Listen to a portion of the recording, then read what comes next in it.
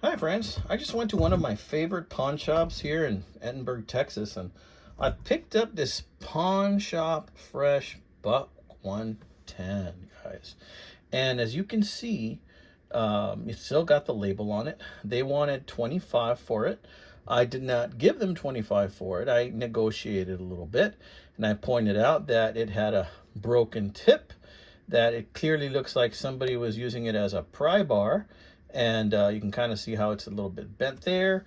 But in the knife community, we know that a broken tip is not the end of the world. We can always regrind, which is what I'm going to do. And it's a little dirty, as you can see. It's Pawn Shop Fresh. So this was somebody's user, and then it got pawned. It's pretty dull also, so I'm going to be giving it an edge as well.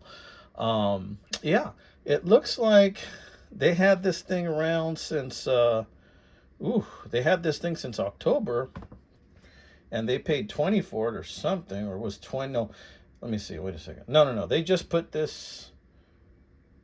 Yeah, no, I think the dates mean that they got this in on June 28th, and then if nobody bought it by then it would drop down to that price. But then I found it and I made a deal. So I think that's what it means. Oh no, wait a minute. Look, 7/03/25.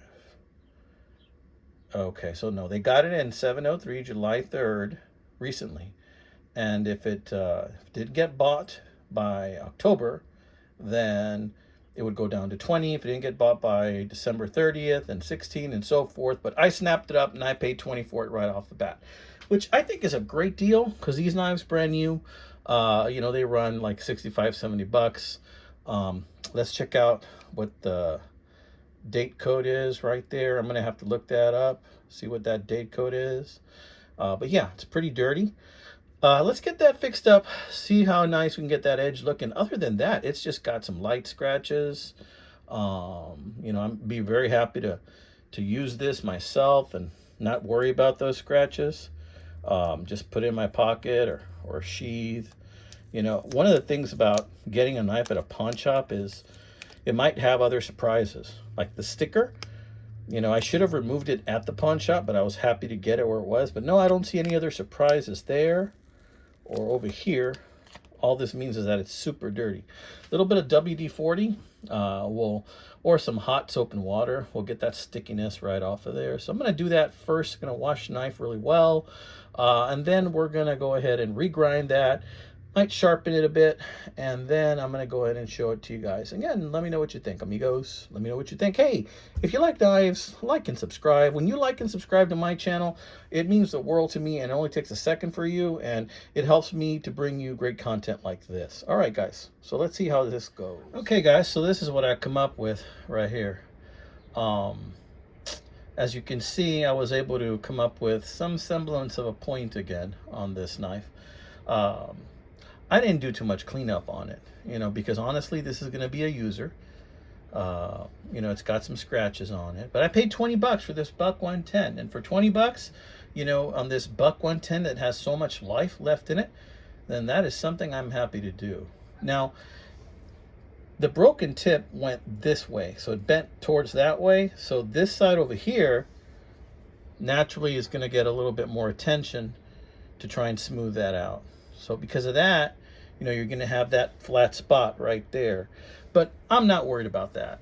Honestly, it's just a tiny little piece.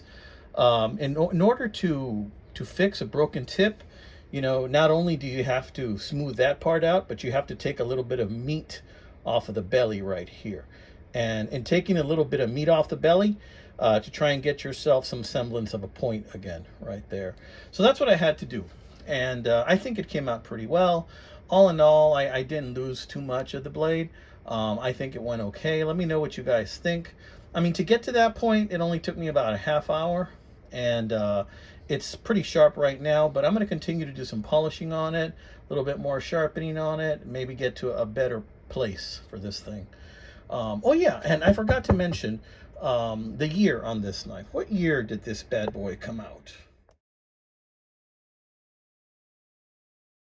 Yeah, so based on that buck chart, I believe that places this beauty at 2012.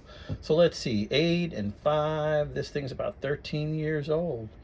For for a pup, then that's a lifetime. But for a knife, this bad boy has just begun to live.